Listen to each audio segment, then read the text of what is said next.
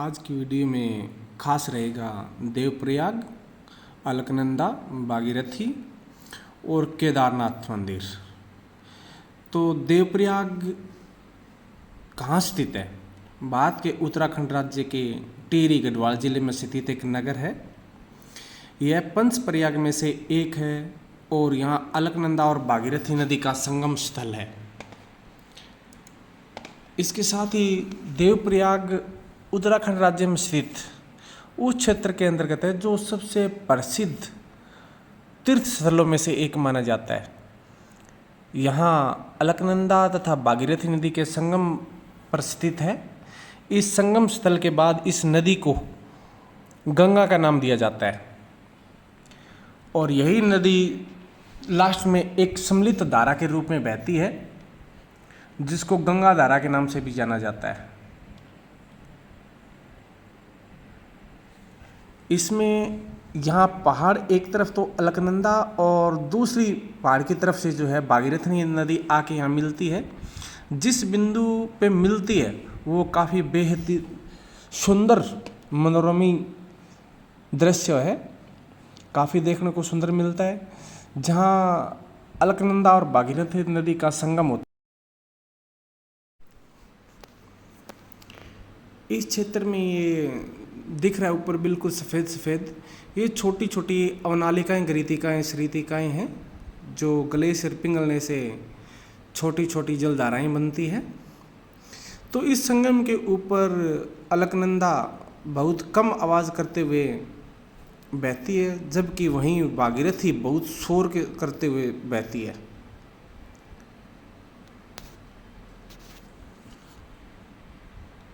भागीरथी नदी का जल जो है काफ़ी उछल कूद करते हुए चलता है, काफ़ी स्पीड में गति के साथ चलता है। और यहाँ पहाड़ के एक तरफ अलकनंदा और दूसरी तरफ भी भागीरथी नदी आकर जिस बिंदु पर मिलती है वह दृश्य बेहद खूबसूरत और सुंदर दृश्य बनता है, क्योंकि अलकनंदा नदी जो है उसका पानी के रंग जो है नीला होता है, जबकि भागीरथी नदी का रंग हल्का हरे रंग का नजर आता है, क्योंकि भागीरथी नदी का जल जो है बिल्कुल साफ हो। अब सफ़र शुरू हो जाएगा केदारनाथ के लिए। केदारनाथ धाम या केदारनाथ मंदिर के लिए प्रस्थान शुरू हो जाता है। तो केदारनाथ पहुंचने के बाद ऐसे पैदल पथ यानी पैदल चलने का रास्ता, बिल्कुल पतला रास्ते या पतला गलियारा होता है, उस गलियारे से ऊपर की चढ़ाई शुरू करनी होती है। यह मंदिर उत्तराखंड के सीमांत जनपद रुद्रप्रयाग के उत्तरी भाग में हिमच्छादित पर्वत क्षेत्र श्रृंखलाओं के अंतर्गत स्थापित है, जो 12 ज्योतिर्लिंग में से श्री केदार ज्योतिर्लिंग के नाम से भी विख्यात है। और यहाँ का सफ़र करने के लिए जैसे देखते हैं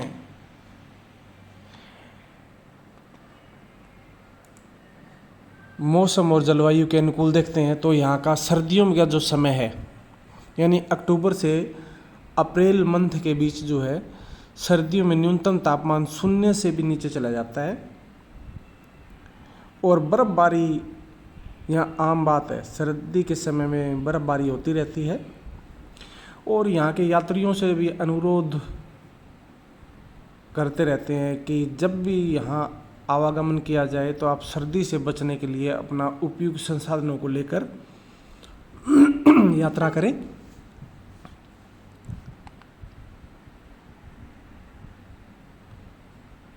और काफ़ी सुंदर प्राकृतिक नज़ारा देखने को मिलता है, हरी भरी पहाड़ियाँ और ये बिल्कुल केदारनाथ मंदिर के दर्शन बिल्कुल आपके सामने।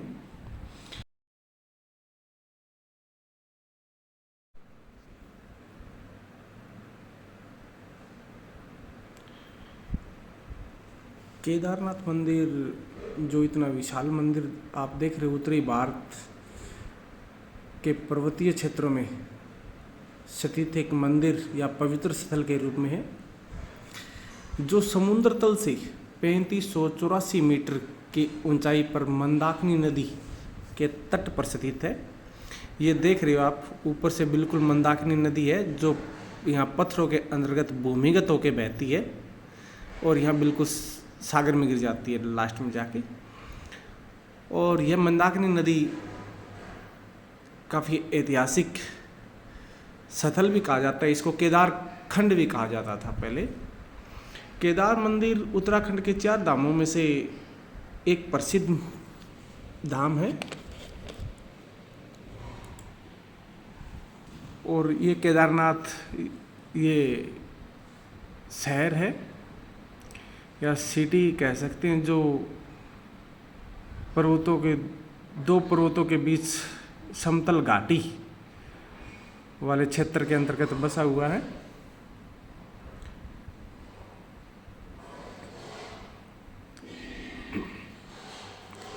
केदारनाथ मंदिर से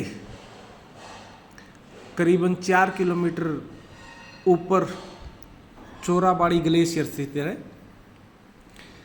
कि तलहटी की एक पुरानी झील चोराबाड़ी झील है जो काफ़ी प्रसिद्ध और सबसे प्राचीन ऐतिहासिक मानी जाती है। चोराबाड़ी झील, इसमें महात्मा गांधी की अस्थियां इस झील में विसर्जित करने के बाद इसे गांधी सरोवर के नाम से भी जाना जाता है या गांधी सरोवर के नाम से भी पुकारा जाता है।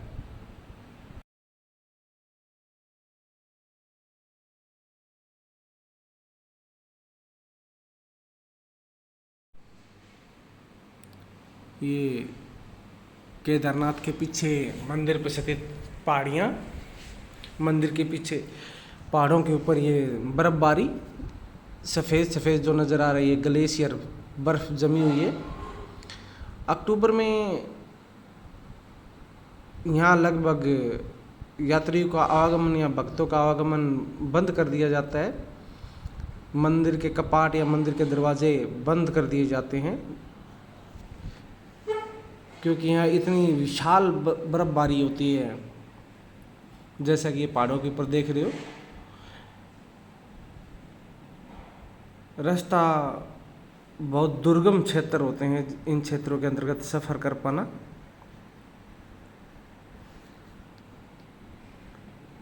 इसलिए किसी भी लापरवाही का सामना ना करना पड़े। और ये पैदल पथ केदारनाथ का है जहाँ डंडी या स्टिक के साथ आवागमन करना पड़ता है। काफ़ी भक्तजन जो है वो घोड़े पर भी सफ़र करते हैं या पिट्ठू ले लेते हैं, जिनसे पैदल नहीं चला जाता, वो पिट्ठू के सहारे चलते हैं। और ये केदारनाथ का जो आगे बिल्कुल सपाट खुला मैदान दिख रहा है, ये है हेलीपैड, केदारनाथ का हेलीपैड।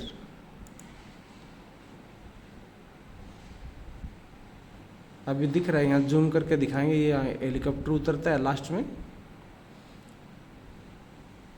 डबल फैन या डबल पंख के साथ हेलीकॉप्टर आता है, जैसा भारतीय एयरफोर्स के पास जो चिनूक हेलीकॉप्टर भी कहा जाता है, चिनूक हेलीकॉप्टर या चिनूक यान के साथ ये वो वहाँ उतर रहा है।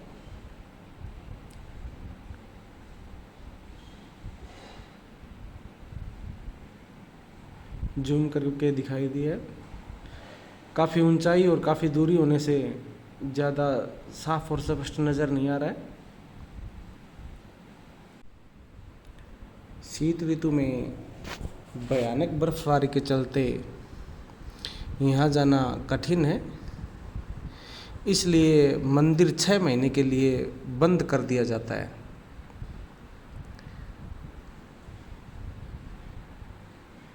ये बिल्कुल ये ग्लेशियर से ऊपर पिघल कर छोटी जलधारा के रूप में बहती है जलधारा। ऐसे छोटे छोटे झरनों से या दरारों के रूप में पानी नीचे आता है और इन्हीं से मिलकर एक नदी का रूप बनता है। यही वो क्षेत्र है जहाँ से नदियाँ छोटी छोटी निकल कर बहनी शुरू होती है या प्रारंभ होता है, वहीं ऊपर से निकलता है और ये गहरी खाई या गड्ढा सा नज़र आ रहा है, घाटी सी, वही जलधारा यहाँ से नीचे गुजरती है और भूमिगत हो जाती है, छोटे छोटे कंकड़ पत्थर होते हैं उनसे गुजरता है। और ये अब देख रहे हो, जब छः महीने के लिए बंद हो जाता है मंदिर, तब ये भैरव बाबा का मंदिर है। क्योंकि भैरव, यदि केदारनाथ के आपने दर्शन किए और भैरव बाबा के दर्शन नहीं किए तो आपको केदारनाथ जी की यात्रा अधूरी मानी जाती है।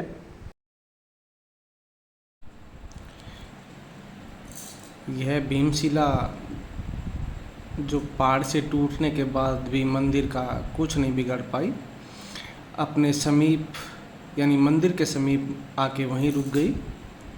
और ये उत्तराखंड में जो आई हुई त्रासदी का एक महत्वपूर्ण हिस्सा माना जाता है, जो केदारनाथ मंदिर के बिल्कुल बगल में साइड में स्थित है।